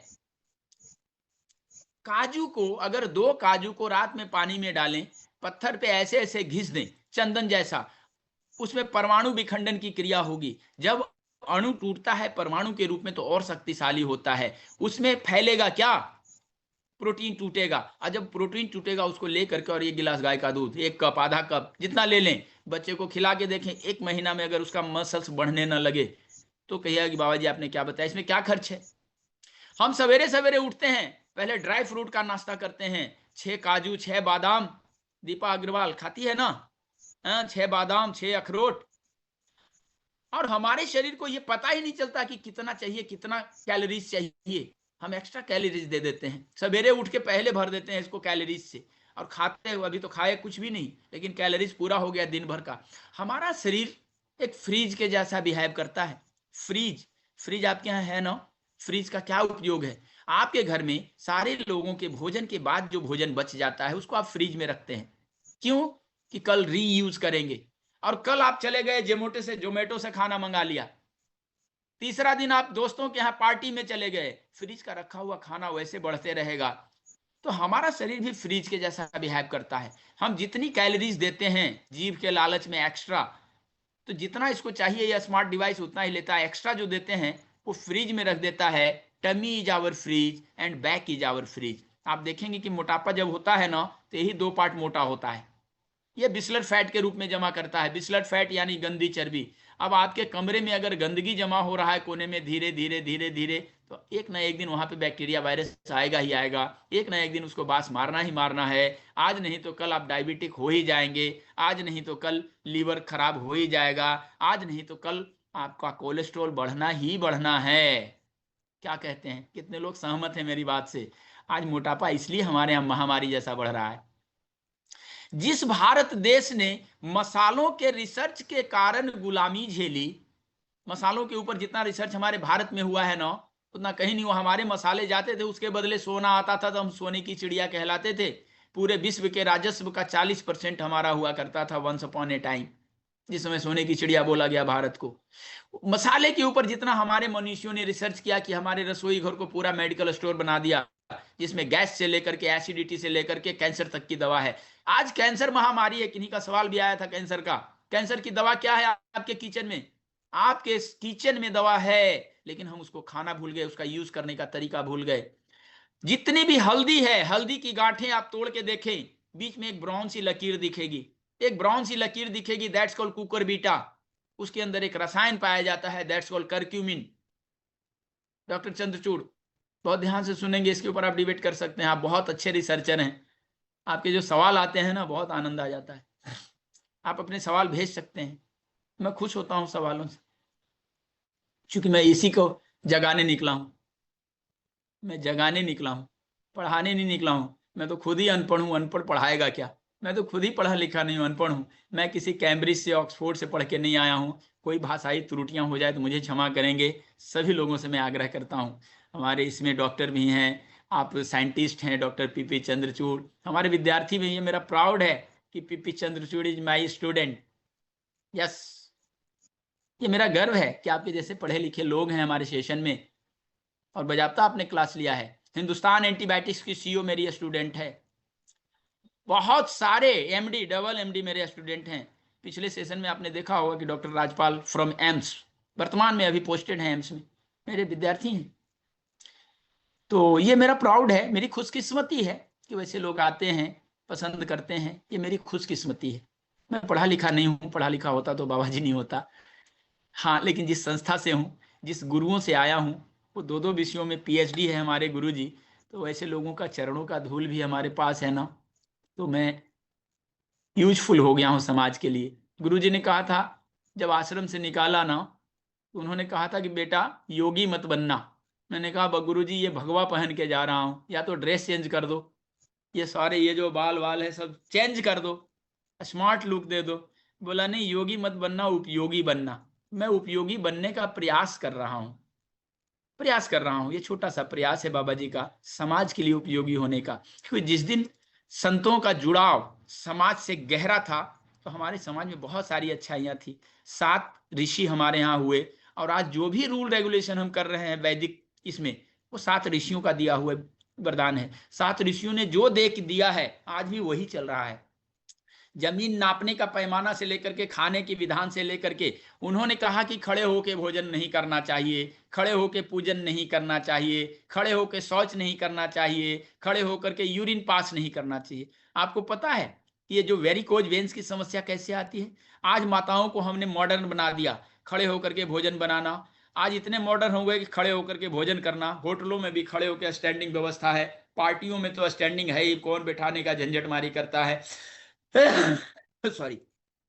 जब हम खड़े होकर के एक बाइट निगलते हैं, एक सिंगल बाइट, देखिए विज्ञान कि जब हम एक कौर को अंदर करते हैं तो हमारे ओसोफेगस में भरी हुई हवा उस भोजन के साथ सीधा नीचे भागती है, सीधा नीचे। हमारा एनस ऐसे बंद मिलता है। जब भी स्टैंडिंग पोजीशन को आप विजुलाइज करें कि स्टैंडिंग पोजीशन में जब भोजन लेते हैं तो हमारे ओसोफेगस में भरी हुई हवा ऐसे लॉक लगता है ना भोजन से, तो सीधा ओसोफेगस से भरी हुई हवा नीचे भागती है, और नीचे जाता है तो एनस बंद मिलता है। अब एनस बंद मिलेगा तो हमारे L3 L4 की तरफ भागेगा, वहां रुकेगा। अगर और प्रेशर रहा तो S1 को पहुंचेगा, और ज्यादा प्रेशर रहा तो आपके घुटने तक पहुंचेगा, और उससे भी तेज प्रेशर लिया, ज्यादा दिन तक रह गया तो आपकी एड़ी तक पहुंचेगा। डॉक्टर के यहाँ जाइएगा, डॉक्टर कहेगा आपकी एड़ी बढ़ गई है, हड्डी बढ़ गई है, काटना पड़ेगा।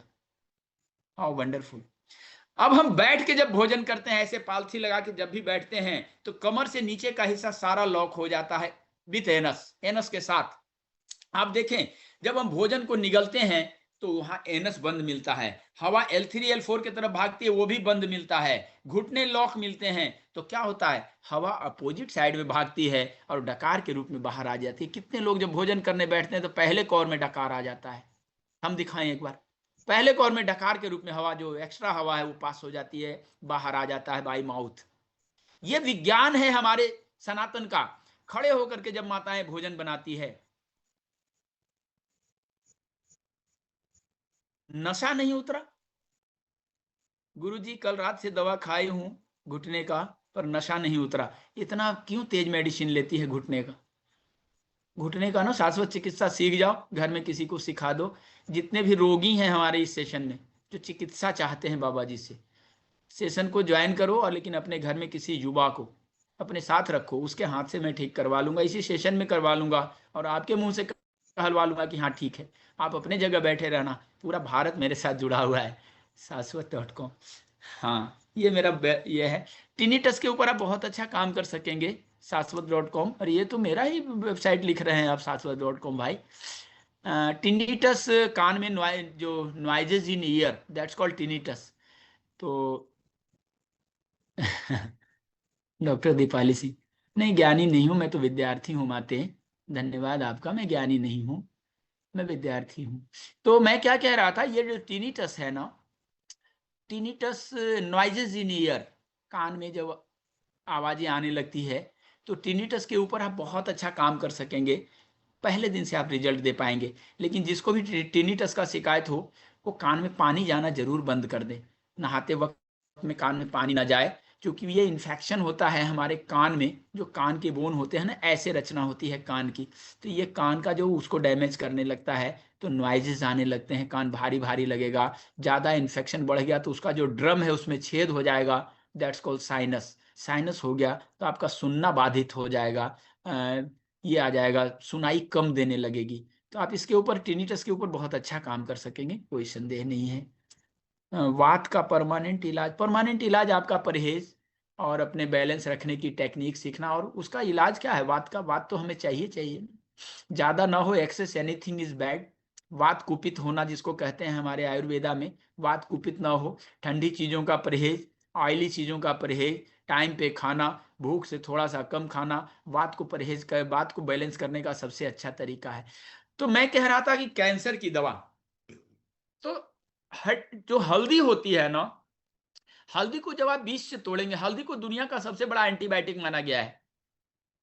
हमारे यहाँ दूध और हल्दी पीने का रिवाज रहा है, लेकिन आज दूध पीने से ही हमें वंचित किया जा रहा है। तो दूध और हल्दी अमेरिका की दुकानों पे बिकता है, पता नहीं किस नाम से, कुछ नया नाम दिया है, हल्दी वाला दूध को नया नाम देके बेच रहा है।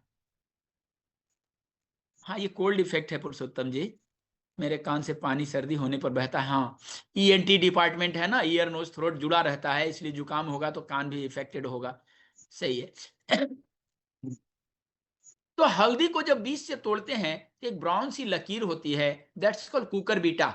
उसके अंदर एक केमिकल होता है कर्क्यूमिन, जो एंटी कैंसरस मेडिसिन है। आज हम जो हल्दी बाजार से पाउडर लाते हैं, उसका कर्क्यूमिन निकाल लिया जाता है मशीनों से। आज तो मशीनों से चावल के ऊपर का जो लाल परत है फॉलिक एसिड, उसको भी उतार लिया जाता है। सर, आपको जो चावल खिलाया जा रहा है उसमें फॉलिक एसिड है कहाँ?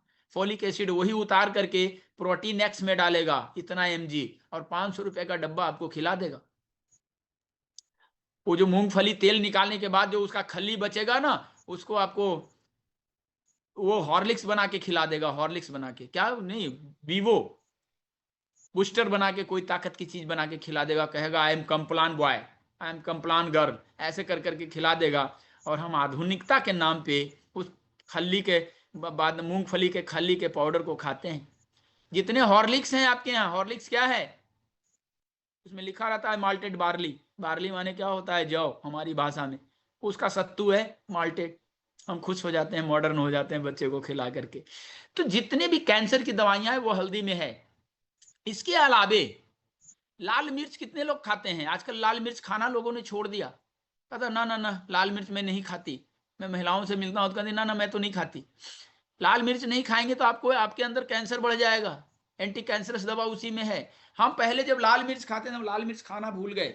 लाल मिर्च जो सूखी मिर्च होती है, सूखी मिर्च में जो लाली है ना, जब उसको हम जलाते हैं तेल में, जब वो ब्राउन होने लगता है, जलने के पहले, आप ध्यान दें मेरी बात को, कि जलने के पहले पहले दाल बनाती थी माताएं या सब्जी बनाते तो दाल में कटोरी में तेल को गर्म करती थी। जब वो गर्म हो जाता था तो उसमें मिर्च को बीच से तोड़ करके 2 टुकड़े या 3 टुकड़े में उसको डाला जाता था। जब वो काला होने लगता था, जलने के पहले उसको निकाल करके दाल में घर डाल दिया जाता था, छौंक लगाई जाती थी। जब वो जलने की स्थिति में आता है, उस समय एक तत्व रिलीज होता है, दैट्स कॉल्ड कार्सिनोसिन। ये मैं नहीं कह रहा हूं, साइंटिफिक है, जो कह रहा हूं वो रिसर्च किया हुआ है, जो बोलता हूं उसके पीछे प्रमाण रखता हूं। उस समय एक तत्व रिलीज होता है, that's called carcinosin. Carcinosin is anti cancerous medicine, anti cancerous medicine. हम आज लाल मिर्च को ऐसे खाना भूल गए, उसके पाउडर को खाते हैं। पाउडर को 1 चम्मच उसको भी डालते हैं, 1 चम्मच हल्दी डालते हैं, 1 चम्मच धनिया डालते हैं। जितने भी थायराइड वाले माताएं हैं हमारे सेशन में, ये धनिया, हमारे भोजन में सब्जी में धनिया ज्यादा पड़ा करता था, देसी धनिया। अब तो हाइब्रिड आ गया। ये धनिया आपके थायराइड के लिए मेडिसिन है, कितने लोगों को पता है? लेकिन गोलियां निकले जा रहे हैं 25 mg, 50 mg, 125 mg, 150 mg। वाह, वंडरफुल। जब खड़ी लाल मिर्च भी ऐसे नहीं डालना है माता डॉक्टर दीपिका जी। लाल मिर्च को, हाँ सही है, खड़ी डालते हैं कुछ हद तक, वो सही है, लेकिन क्या है कमी? डॉक्टर दीपिका जिधर भी हैं, दिख नहीं रही हैं पर मेरी बात सुने, उसमें कमी क्या है? निंदक नियरे राखी आंगन कुटी छवाए। आपने बहुत अच्छी बात कही। जब लाल मिर्च को हम जलाते हैं, जलाने के बाद जब वो काला होने की स्थिति में आता है, तब उसका कार्सिनोसिन रिलीज होता है। आप जो सब्जी में खड़ी ऐसे लाल मिर्च डाल देती हैं और बाद में निकाल देती हैं, उसका टेस्ट तो आ जाता है, लेकिन पूरी तरह से उसके गुण को आपका सब्जी ले नहीं पाता, क्योंकि वो जला नहीं। वो पानी में वो खौला जरूर, खौलने से ना उसका कार्सिनोसिन रिलीज नहीं होता। जलता है ना, तो जब काला होने के पहले का जो रूप है, उस समय कार्सिनोसिन होता है, और पल भर में वो राख में बदल जाएगा। वो स्टेज, मेरी बात को विजुलाइज करें, आपकी आंखों में वो घूम रहा होगा पल। जब दाल में, कटोरी में जब दाल के साथ मिर्ची आ जाती थी ना, तो हम उसको ऐसे पकड़ते थे और बाहर निकाल देते थे। ज्यादा तीखा खाने वाले लोग उसका थोड़ा सा उसको दबा लेते थे, बस खाली उसका जूस बाहर आ जाए। क्या मैं सही कह रहा हूं? ऐसे ही खाते थे ना प्रभु, ऐसे ही खाया करते थे हम। आज वो भूल गए। हाँ हाँ, जब फ्राई करते हैं तो डालते हैं, ठीक है मैम, ठीक है, आप सही तरीका अपना रहे हैं, बस उसको काला होने तक जलाएं, तो उस समय आप सही कर रहे हैं। यूज आपका जो करने का तरीका है पसंद आया, वही तरीके से हम खाने कहते हैं। जो हम पाउडर लेते हैं ना, तो पाउडर हमारा कॉन्स्टिपेशन बढ़ाएगा, वो अग्नि है, हमारे अग्नि तत्व को बढ़ा देगा। अग्नि तत्व का बढ़ने का मतलब कि हमारा कॉन्स्टिपेशन बढ़ जाएगा, पित्त बढ़ जाएगा, और जब पित्त बढ़ेगा तो बहुत सारी बीमारियां हो जाएगी। अकेले पित्त 500 प्रकार की बीमारियां पैदा कर सकता है। पित्त क्या है? हमारे चूल्हे जठराग्नि के रूप में जल रहे हैं। तो कोर्स में केतन जी आपको हड्डियों से रिलेटेड बीमारियां, खास करके जो ऑर्थो से रिलेटेड बीमारियां हैं, sciatica, migraine, arthritis, osteoarthritis, rheumatic arthritis, एड़ी का दर्द, फ्रोजन शोल्डर, टेनिस, जब भी कंधे में दर्द होता है, देखिए एक अद्भुत बात बताता हूं, जब कंधे में दर्द होता है, कंधा उठना बंद हो गया, हम डॉक्टर के यहाँ जाते हैं, एमआरआई होता है, एमआरआई में एक शब्द लिखता है एडहेसिव कैप्सुलाइटिस। क्या लिखता है? Adhesive capsulitis.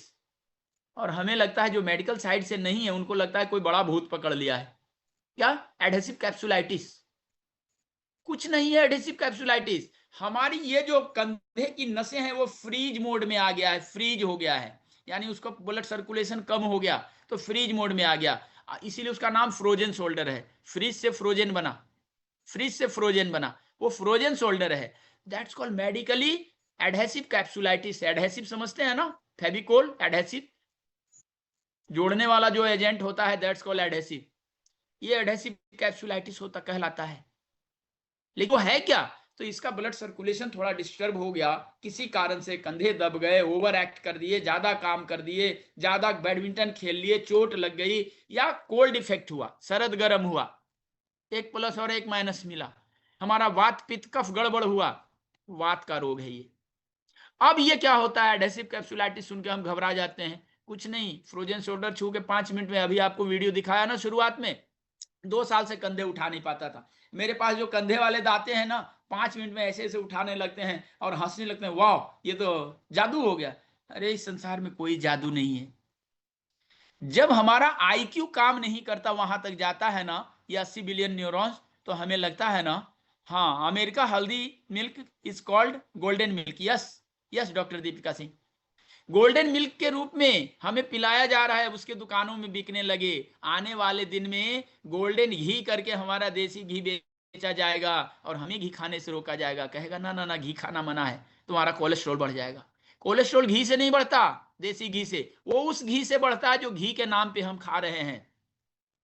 हम घी के नाम पे घी नहीं खा रहे, तेल के नाम पे तेल नहीं खा रहे, हम ट्रिपल रिफाइंड तेल खाने लगे। How wonderful! हमारी चिकनाई अंदर से निकलना चाहिए, ये जो हमारे अंदर शाइनिंग है ना, अंदर से निकलना चाहिए, ऑयल निकलना चाहिए, श्लेष्मा निकलना चाहिए, सैन्युअल फ्लूइड जमा होना चाहिए। सैन्युअल फ्लूइड क्या है? तेल ही तो है। अब हम नहीं लेंगे तो क्या होगा? आज हमारे स्किन को चिकना रखने के लिए बाहर से बॉडी लोशन लगाते हैं, चिकना दिखे, लेकिन अंदर से चिकनाई निकले, ऐसा हम प्रयास नहीं करते। आज जितना भी तेल हम खा रहे हैं, याद रखें मेरी बात को, 20% तो सरकार मिलावट की छूट दे दिया है, एक मार्क मिल जाएगा 20% के मिलावट में। आज पेट्रोल लेने जाए तो 20% इथेनॉल मिलाना छूट कर दिया है, वो मिलावटी नहीं कहलाएगा अगर इथेनॉल मिला हुआ है तो। क्या कहते हैं? मिलावटी खाना आज का दस्तूर बन गया है। और ऐसे मौसम में हम कैसे ठीक रहें? आप चाहेंगे भी तो अपने लाइफ स्टाइल को बदल नहीं सकते सर। आप चाहेंगे कि आज के जमाने में, हम रॉकेट वाले जमाने में, जब हम हमारे सारे गैजेट जो है वो स्मार्ट हो गया है, हम चाहे स्मार्ट बने ना बने, हमारे मोबाइल से लेके घड़ी तक, घड़ी से लेके चश्मे तक स्मार्ट हो गया है, स्मार्ट। और लेकिन हम स्मार्ट नहीं बनते। हम स्मार्ट तो तब कहलाएंगे जब दोनों को बैलेंस बनाएंगे, अपने पास्ट को फ्यूचर को मिलाएंगे, तब प्रेजेंट बढ़िया बनेगा। ये दुनिया का नियम है। तो हम अपने पास्ट को भूल गए, हम अपने पास्ट को लात लगाने लगे, फ्यूचर के सपने देखने लगे, और प्रेजेंट में क्या, तो किसी की कॉपी, फोटो कॉपी बन गए। आदमी दो ही काम करता है। बाजार में मक्खन ठीक नहीं है, कोई बात नहीं, मक्खन घर में बनाइए, घर में गैया पालिए, या गैया को गोद ले लीजिए। हमारा आश्रम, हमारी गौशाला में 2000 गायें हैं, और सब एक एक आदमी गोद ले रखा, आता है, दुलारता है, सहलाता है। जब भी हाई ब्लड प्रेशर होने लगे तो देसी गाय के ऊपर में जो कूब निकला हुआ होता है सूरज नाड़ी, हाथ फेराइए उसके ऊपर आपका। अमेरिका में गाय को सिर्फ टच करने का ना 10 मिनट का $100 लेता है। $100 इंडिया के रुपया में कितना हुआ जरा जोड़ के देखिए, अब गूगल करके देखें, खाली टच करने के लिए। और आज हम गैया को कहते हैं जो गाय गोबर की बात करो, कहेगा यार ये सब तो ऐसे करते रहता है बाबा लोग, राइट। तो आइए और किन्हीं का कोई सवाल। तो अब कैसे इसको ज्वाइन, कितने लोग चाहते हैं इसको ज्वाइन करना, कितने लोगों को लगता है मेरे नाक में मस्सा है। हाँ, अमित व्यास अनम्यूट हो जाएं, अमित व्यास अनम्यूट हो जाएं। पहले आपके नाक के मस्सा का उपाय बताता हूं, अनम्यूट हो जाएं। Mister Amit Vyas, where are you, किधर है? हैंड रेज करें ना प्रभु। सवाल कर देते हैं उसके बाद गायब हो जाते हैं। किधर है अमित व्यास? है ही नहीं, अब देखेंगे नहीं सवाल का जवाब। अभी मैं प्रैक्टिकल करवा देता भाई मेरे बंधु। हाँ बाबू जी, और उल्टी हो रहा था, बोलिए। किधर है Amit Vyas? Yes yes yes yes, Amit Vyas. अच्छा, कल भी आप थे सेशन में ना अमित? हाँ हाँ बाबू जी। अब आपके नाक में क्या नेजल पॉलिप्स है? पॉलिप्स हैं? क्या है नाक में अमित व्यास, बताएं अमित हाँ, व्यास। आपकी आवाज कट रही है। हाँ अमित व्यास बाबू बताएं। जी, मसा हाँ, व्हाइट कलर का है जो फिर तब आता है, फूल जाता है वो, सांस नहीं ले पाता हूँ तब। अभी है? अभी नाक भारी लग रहा है? बंद है नाक? हाँ अभी बंद है। ऐसे कीजिए, ऐसे वी बनाइए, सभी लोग बनाएं, सभी लोग इस प्रैक्टिकल को करें। देखिए कितना यूनिक प्रैक्टिकल देता हूं। इस प्रैक्टिकल से आप क्या क्या कर पाएंगे, पहले सुन लें। नाक में साइनोसाइटिस, एलर्जी, नाक बंद हो जाना और पॉलिप्स, नेजल पॉलिप्स, बहुत अच्छा काम कर सकेंगे। इसके अलावा कुछ और उपाय मैं बताऊंगा कि देसी की क्या करना चाहिए। ये ऐसे वी बनाए, सभी वी बनाए, चश्मा लग के चश्मा उतार दें। टिप ऑफ द नोज, ये नाक के टिप पे रखें, नाक के टिप पे रखें। देखिए प्रैक्टिकल देखिए, अच्छा लगेगा। इसको ले जाइए धीरे धीरे धीरे धीरे धीरे धीरे ऊपर, जहां पे रुकावट हो जाए वहां रुक जाइए। जो हमारा आईब्रो की शुरुआत जहां पे है वहां पे रुक जाएगा दोनों साइड में। ये दिस इज द पॉइंट। इसको आप ऐसे दबाएं, जोर से, जोर से दबाएं, जोर से, दर्द करेगा। जोर से दबाएं, बहुत तेज दर्द होगा। दबाएं, दबाएं इसको जोर से, 10 बार दबाएं, 10 बार। क्लॉक और एंटी क्लॉक कर सकते हैं या सीधा दबा दें। दबाएं, जोर से दबाएं। अमित व्यास आप तो जरूर जोर से दबाएं, दोनों उंगली से, दोनों उंगली से जोर से दबाएं, ताकत लगाएं ऐसे अंगूठा का, यहां जोर से दबाइए, जोर से। और उसके बाद थोड़ा सा नीचे आइए तो देखिए नाक के ऊपर उभार है, बीच का मिडल पार्ट, मिडल पार्ट आप देखिए नाक का, यहां पे देखिए उभार है जहां पे साइनस होता है। उसके जड़ में नाक के नीचे यहां उंगली लगाइए और जोर से दबाइए, दर्द करेगा। जोर से दबाइए, दर्द करेगा। जोर से, जोर से, जोर से, जोर से दबाएं, दर्द करेगा। 10 बार दबाएं। Clock anti clock, clock anti clock, clock anti clock, 10 बार। और उसके बाद आ जाए यहां टिप ऑफ द नोज, ये टिप है ना जहां पे ये दोनों नाक का, ये जो नॉस्ट्रिल ऐसे आकर के गोल यहां पे जहां रुका है हमारे, टच किया है दांत के ऊपर, यहां दबाइए जोर से, जोर से दबाएं, दर्द करेगा। दर्द होना चाहिए तब समझिए सही पॉइंट है। जोर से दबाएं, जोर से, जोर से, जोर से, 10 बार, जब 10 बार। Yes yes yes yes yes. अब दोनों हाथ हटाएं, सांसों को खींचें, बाहर करें। देखिए क्या परिवर्तन आता है, बताएं मिस्टर अमित व्यास। नाक खुला, नाक के हाँ नॉस्ट्रिल्स बाबू खुल जी। गए। कितने हाँ, लोगों थोड़े का थोड़े नाक खुल खुल गए गया? अभी। सर इसको करके देखेंगे। और एक काम और, जिनको भी साइनोसाइटिस है या नेजल पॉलिप्स है, मेरी बात मान लें, मैं एक दवाई बताता हूं। अदरक है ना, अदरक, जिंजीबर, जिंजीबर, जिंजीबर को कूट लें कपड़े के ऊपर, उसका जूस निकालें और ड्रॉपर से नाक में डाल दें। जलन होगी, मसाला है, जलन होगी, लेकिन पहले दिन से अगर फर्क ना पड़ा, लेकिन एक शर्त है कि ठंडी चीजों से परहेज करना पड़ेगा। दिस इज एलर्जी, ये कोल्ड एलर्जी होता है नाक में। हमारे शरीर में ठंड का प्रभाव कहां पड़ता है मालूम है? कोल्ड इफेक्ट कहां से होता है शरीर में? हमारे शरीर में नाक से, कान से और गले से और छाती से, ये 4 जगह पॉइंट है जहां से कोल्ड इफेक्ट अंदर प्रवेश करता है, ठंडा। और नहीं तो ये 4 पार्ट अगर आप ढक लें और नंगे भी घूमेंगे तो कोल्ड इफेक्ट नहीं हो सकता, मेरी गारंटी। गला, गले से कोल्ड का इफेक्ट हो जाएगा, गला पकड़ लेगा, भारी भारी लगने लगेगा। नाक से प्रवेश होगा, नाक में एलर्जी होगी, छींकें आने लगेगी। कान से प्रवेश होगा, गले से प्रवेश, छाती से। आप कभी सर्दियों में बाइक चलाते होंगे ना, तो ऐसे एक पेपर अंदर से कपड़े में डाल लिया जाता है अगर कोई व्यवस्था नहीं है तो, और हम सुरक्षित निकल जाते हैं गाड़ी चला करके। क्यों? कि हवा अंदर प्रवेश नहीं कर पाती। बात समझ रहे हैं? ये साइंस है। आप नाक में ना नेजल पॉलिश वाले, साइनोसाइटिस वाले, एलर्जी वाले, जिनको कोल्ड एलर्जी है, छींके सुबह शाम छींके आती है, आप डाल के देखें। बस ठंडे चीजों से परहेज करें। अगर परिवर्तन ना आ जाए तो कहेंगे। बस यही पॉइंट करना है, 2, 4 और 6 पॉइंट, क्लॉकवाइज एंटी क्लॉक।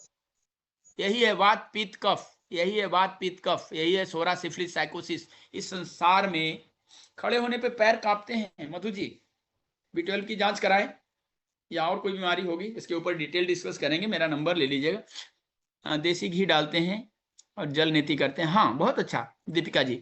देसी घी डालने से, डॉक्टर दीपिका, बहुत अच्छी चीज है। देसी घी नाक में डालने से हमारे ब्रेन, हमारा नर्वस सिस्टम नॉरिश हो जाता है, हमारे ब्रेन के ऊपर बहुत अच्छा काम करता है। पर अदरक डालने से क्या होता है? अदरक का रस डालने से, अदरक यानी जिंजीवर, जिंजीवर क्यू ऐसे समझें, just like mother tincture of homeopathy, वैसे काम करता है। और वो गर्म होता है। नाक में जाने के बाद सारे जो हमारे साइनस में क्या, साइनोसाइटिस में क्या होता है, नाक के जो सांस लेने वाले छिद्र हैं, जहां फिल्टर होने के लिए जगह बनाया है भगवान ने, क्योंकि हवा हम जो भी लेते हैं ना, उसको नाक फिल्टर करके अंदर भेजता है। इसीलिए नाक में बाल होता है फिल्टर करने के लिए, और उसमें छेद होता है हड्डियों में, उस सुराख से गुजार देता है भगवान। देखिए कितना स्मार्ट बनाया, उससे वो फिल्टर होके अंदर जाता है। इसलिए नाक का बाल होना यानी प्यारा होना। कहते हैं ना मुहावरा बना, नाक का बाल, नाक का बाल है। तो नाक का बाल क्या है? आपकी सुरक्षा। हम इतने मॉडर्न होंगे कि उसको काट काट के हटा देते हैं, अरे नाक में बाल है। बात समझ रहे हैं? बात समझ रहे हैं अमित व्यास? अदरक का रस डालें और ये 6 पॉइंट करें, दवाइयां बंद कर दें। आज से दवाइयां बंद कर दें। और किन्हीं का कोई सवाल है? कैसा लगा जवाब बाबा जी का? अमित व्यास, करके देखें, फायदा हो गया, समझिए कि आज से ठीक हो जाएंगे, फर्क पड़ जाएगा, गारंटी है, फेल नहीं होगा। बाकी मेरा नंबर रखें, अगर नहीं फेल हुआ तो मेरे ऊपर लिखिएगा जो लिखना होगा। घुटने के दर्द के लिए दीप जी सीखना पड़ेगा ना, सब कुछ तो सेशन में ही सिखा देना। Thyroid not a disease. Thyroid क्या होता है?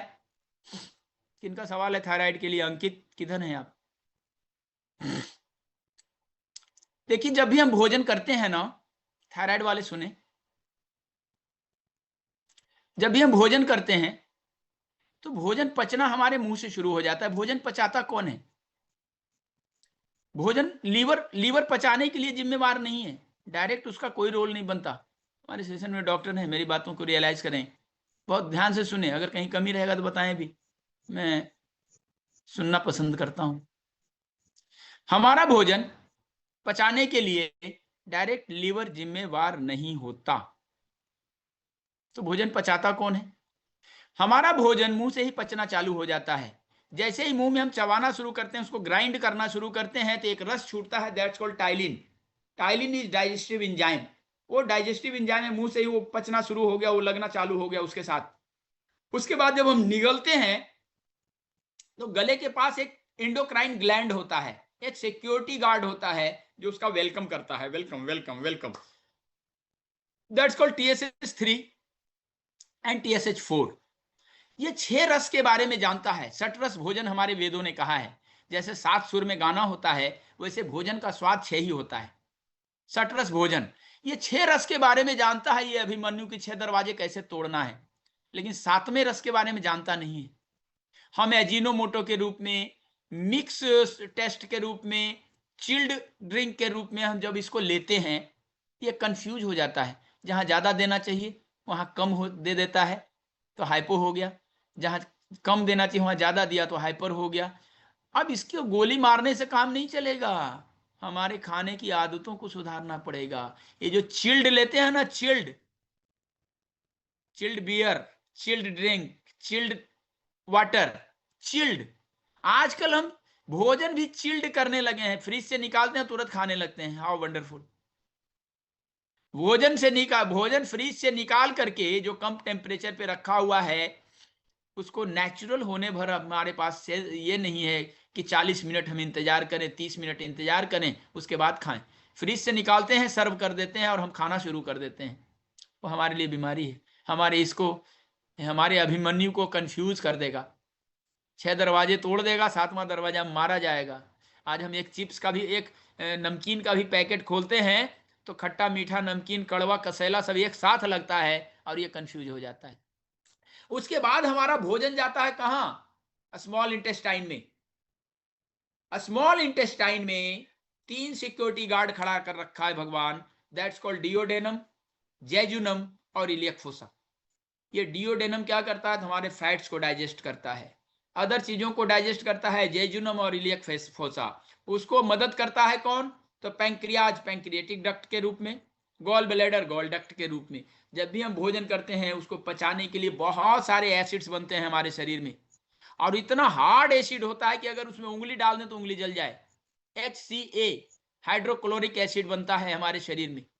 वो हमारे भोजन को डाइजेस्ट करने के लिए हाइड्रोक्लोरिक एसिड बनता है। और हाइड्रोक्लोरिक एसिड के बारे में सबको पता है ना कि एसिड अटैक में उसी एसिड का प्रयोग करते हैं, शरीर को जला देगा। और भगवान ने ऐसी व्यवस्था की है कि वो आंतों को जला नहीं पाता। जब एसिड ज्यादा होने लगता है तो वहां पे एक सिक्योरिटी गार्ड खड़ा है गॉल ब्लैडर के रूप में, उसके ऊपर निगरानी कर रखा है कि ज्यादा ना हो। जैसे ही वो ज्यादा होता है तो एक रस छोड़ देता है, दैट्स कॉल्ड गॉल डक्ट। ये गॉल डक्ट क्या करता है? एसिड के पीएच लेवल को बदल के उसको अल्कलाइन कर देता है, पूरा एसिड अल्कलाइन कर देता, अल्कलाइजर होता है वो। एसिड को अल्कलाइन करने के लिए जिस केमिकल की जरूरत पड़ती है, according to modern science, acid को अल्कलाइन करने के लिए कार्बोलिक एसिड की जरूरत पड़ती है, एसिड कार्ब। अब एसिड कार्ब कौन देगा? तो हमारा गॉल ब्लैडर देगा। अब हमने तो गॉल ब्लैडर को ही निकलवा दिया, तो अब कौन देगा? अब एसिड बनेगा तो उसको अल्कलाइन कौन करेगा? तो हमारा पानी जो इंटेक करते हैं वो करेगा। अगर पानी हमने बराबर नहीं लिया तो हमारे ब्लड से लेगा कार्बोलिक एसिड। अगर ब्लड से भी पूरा नहीं पड़ा तो हमारी हड्डियां 2 तरह की होती है, बोन एंड कार्टिलेज। जो कार्टिलेजेस होते हैं उसमें कार्बोलिक एसिड नहीं होता, लेकिन हमारी हड्डियों में कार्बोलिक एसिड होता है, इसलिए वो पत्थर जैसा हार्ड होता है, लोहे जैसा। उससे कार्बोलिक एसिड खींचना चालू कर देगा वो अल्कलाइन होने के लिए। अब वो अल्कलाइन होने के लिए कार्बोलिक एसिड हड्डियों का जब लेगा तो आपकी हड्डियां खुशखुशी हो जाएगी। That's called osteoporosis. That's called osteoporosis. पलंग के ऊपर से भी गिरेंगे तो हड्डी टूट जाएगी। डॉक्टर ऑपरेशन ये करके ना बैंडेज करके 40 दिन कहेगा बेड पे पड़े रहो। ये मिरेकल हमारे शरीर में घटता है, कितने लोगों को मालूम है ये बात? उसको बचाने के लिए, उस एसिड को अल्कलाइन करने के लिए हमें अल्कलाइजर तो लेना ही पड़ेगा। अल्कलाइजर कैसे हमारे शरीर में बनेगा? शाश्वत चिकित्सा यही सिखाएगा। हड्डियां हमारी कैसे ठीक होगी? एक चीज और जो हम शाश्वत चिकित्सा में आपको देंगे, हाँ, इम्यून बूस्ट करने की, उसी टॉपिक पे आ गए अनिल जी। हमारे शाश्वत चिकित्सा में नाभि balancing is a unique technique.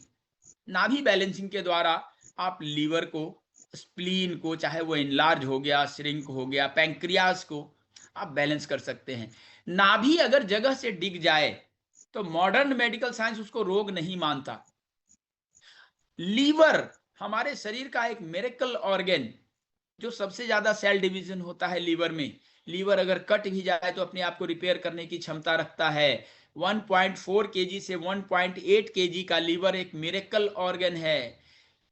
पुरुषों में 1.4 केजी से 1.8 केजी का लीवर होता है, महिलाओं में 1.2 केजी से 1.4 केजी का लीवर होता है। ये अपने आप में अजूबा चीज है, अजूबा है। लेकिन सबसे ज्यादा बीमार हमारा लीवर रहता है, 90% लोगों का लीवर खराब मिलता है। मॉडर्न मेडिकल साइंस में लीवर के ऊपर कोई दवाई भी अगर प्रिस्क्राइब करेंगे ना मॉडर्न मेडिकल साइंस में, तो या तो क्या कहते हैं लिप 52 होगा, या इसी तरह से रिलेटेड कोई आयुर्वेदा होगा, आयुर्वेदिक दवा होगी। कितने लोग सहमत है मेरी बात से? जो भी लीवर की दवाइयां लाते होंगे बाजार से जाकर के, आयुर्वेदिक दवाइयां लाते होंगे, जिसको हिपेट कहते हैं ना, मॉडर्न मेडिकल साइंस में उसको हिपेट बोला जाता है, और उसके साइंस को हिपेक्टोटॉमी, हिपेक्टोलॉजी कहा जाता है। और उसकी जो दवाइयां बनती है ना, उसमें बीमारी जो होती है दैट्स कॉल्ड हेपेटाइटिस। हेपेटाइटिस को आप बहुत अच्छे से कंट्रोल कर पाएंगे लीवर को कंट्रोल कर करके। हेपेटाइटिस ए रहे, बी रहे, सी रहे, डी रहे, पता नहीं कितना ग्रेड में बांट दिया गया। How wonderful. तो आइए इसको कैसे सीखना है दीपक जी बताएंगे। जो सीखने के इच्छुक हैं, जो चाहते हैं इस ज्ञान को सीखना, अब वैसे लोग ही रुकें। जिनको कुछ क्वेश्चन आंसर लेना है वैसे लोग रुकें। जिनको हमारी प्रैक्टिकल में शामिल होना है वैसे लोग रुकें। जिनको सेशन ज्वाइन करना है, अनिद्रा का उपाय अभी मैं प्रैक्टिकल करवा सकता हूँ आफ्टर ये मैं करवा दूंगा। माइग्रेन का ये करें, अनिद्रा दूर हो जाएगा। प्रैक्टिकल करवाऊंगा, बिल्कुल आप लोग करने के लिए तैयार रहें, मैं करवाने के लिए पीछे नहीं रहूंगा। तो अब जो मनोरंजन के लिए आए थे, नई जानकारी के लिए आए थे, और जिनको कुछ खर्च करके टिकना है बाबा जी के साथ, वैसे लोग रुकें। मैं प्रैक्टिकल दूंगा, या जिनको सवाल भी पूछना है वैसे लोग भी रुकें। ऐसा नहीं कि ज्वाइन करें तभी रुकें। जिनको कोई सवाल पूछना है मैं कुछ प्रैक्टिकल भी करवाऊंगा, जो उनको करना है वैसे लोग रुके। बाकी बच्चे बताएंगे कि कैसे आप ज्वाइन कर सकते हैं, ज्वाइन करने की क्या क्राइटेरिया होगी, क्या है, कुछ शर्तें हैं, कुछ दान राशि है, जो भी है। कहते हैं फ्री का चीज अच्छा नहीं होता, क्या दिलीप चौधरी जी? फ्री का चीज अच्छा नहीं होता। ये एनर्जी ट्रांसफर का संसार है, energy transfer, give and take, give and take, give and take. इसी गिव एंड टेक में आइए, जितने लोग भी टिकेंगे तो वेलकम। फिर प्रैक्टिकल भी दूंगा, आपके सवालों का जवाब भी दूंगा। बहुत बहुत धन्यवाद मेरी बातों को सुनने के लिए, और कोई त्रुटि रही हो तो क्षमा प्रार्थना। फंगल के ऊपर अभी बात करेंगे कुसुम जी, आप रुकेंगे? आपको नहीं भी ज्वाइन करना है तो फंगल के ऊपर मैं बहुत अच्छी बात बताऊंगा, कैसे फंगल होता है और कैसे उसको कंट्रोल करेंगे, नाभी बैलेंसिंग का क्या रोल है उसमें, मैं अभी बताऊंगा। Okay, thank you, thank you. धन्यवाद बाबा जी। तो जो लोग भी आज का ये सेशन बाबा जी के जो शाश्वत में आप पूरी शाश्वत चिकित्सा को किस प्रकार आप शाश्वत चिकित्सा के द्वारा आप पंच तत्वों को बैलेंस करके अपने हर प्रकार की समस्याओं को, आज जब भी बहुत सारे लोगों ने चर्चा करते, कोई स्किन इश्यूज के लिए, कोई डायबिटीज के लिए, कोई घुटने के दर्द के लिए, आप इन सभी तरह की समस्याओं को आप इनके द्वारा ठीक कर सकते हैं। इन 5 दिनों में इस शाश्वत चिकित्सा के आपको एक्सपर्ट बना दिया जाता है। इन 5 दिनों में आप इसके सभी रहस्यों को समझ सकते हैं, जिससे आप इस शाश्वत चिकित्सा के द्वारा आप हर तरह की अपनी समस्याओं को या अपने परिवार में आज जिनको भी है उन सबको ठीक करने की योग्यता हासिल कर सकते हैं। इस प्रकार का इन 5 दिनों का ये ऑनलाइन सेशन डिजाइन किया गया है। ये शाम को 8 से 10 के बीच में होगा, जो 25 अगस्त से शुरू हो रहा है। इन 5 दिनों के जो भी सेशंस होंगे उससे रिलेटेड पीडीएफ्स, जो भी क्लासेस होंगे उस सारी क्लासेस की आपको रिकॉर्डिंग दी जाएगी कि आप कभी भी उनको रिपीट कर सकें, देख सकें। और आपको एक व्हाट्सएप ग्रुप सपोर्ट भी दिया जाएगा, जिसमें आप कभी भी शाश्वत चिकित्सा से संबंधित प्रश्नों को लाइफ टाइम तक आप उन चीजों को पूछ सकते हैं। तो आपको एक लाइफ टाइम सपोर्ट भी इसमें मिलता है, जिससे आप शाश्वत चिकित्सा के द्वारा अपने हर जगह जहां भी जरूरत पड़े और आप मार्गदर्शन पा सकें, और इस विद्या का आप भरपूर अपने जीवन में इसका उपयोग कर सकें। इस जो भी कोर्स करेंगे उनको इसका कम्प्लीकेशन डिजिटल सर्टिफिकेट भी प्राप्त होगा। अंग्रेज रिसर्च ऑफ शाश्वत हीलिंग फाउंडेशन की तरफ से शाश्वत चिकित्सा का आपको सर्टिफिकेट भी प्राप्त होगा। इस जो शाश्वत चिकित्सा की जो डोनेशन राशि है वो 11,000 रुपए है, लेकिन आज जो हमारे वेबिनार पार्टिसिपेंट हैं उनके लिए इसकी जो वेबिनार पार्टिसिपेंट के लिए इसकी जो डोनेशन राशि होती है वो केवल है 7100। तो जो लोग भी सेशन ज्वाइन करना चाहते हैं, इस विद्या को, शाश्वत चिकित्सा को सीखना चाहते हैं, कुछ दे करके इस विद्या को ग्रहण करना चाहते हैं, ऐसे अमूल्य खजाने को ग्रहण करना चाहते हैं, इस अमूल्य निधि को जो आपके जीवन में कितनी आपके रुपयों की बचत करा सकती है, कितना कुछ आपको इस दे सकती है, इसकी कितनी संभावनाएं हैं वो कोई नहीं कह सकता। आप जितना जितना इस विद्या को अपने जीवन में ले आएंगे, इसका प्रयोग करेंगे, उतना उतना ये आपके लिए एक रहस्य, एक खजाना की तरह एक काम करती है। आपको उत्तम स्वास्थ्य देने वाली, आपको यश देने वाली, और आपके आर्थिक उन्नति में भी यह विद्या सहायक बन सकती है। तो आइए, जो लोग भी आज इस सेशन को ज्वाइन करना चाहते हैं, इस शाश्वत चिकित्सा को सीखना चाहते हैं, और जो आज ज्वाइन करते हैं इस सेशन को, उनके लिए हमारा एक ऑफर भी होगा। आज के इस सेशन में आज जो लोग भी वेबिनार में आए हुए हैं और अगले 15 मिनटों में जो लोग भी सेशन ज्वाइन करेंगे, उन सभी को हमारा एक ऑफर भी होगा। उन्हें इतना भी नहीं देना होगा और कम आप शुल्क दे करके इस विद्या के साथ में जुड़ सकते हैं, लेकिन वो केवल 15 मिनटों के लिए होगा। जो तैयार होंगे, जो तैयार बैठे होंगे कि हाँ मुझे बाबा जी का सेशन सीखना है, केवल उन्हीं लोगों के लिए हमारा ये ऑफर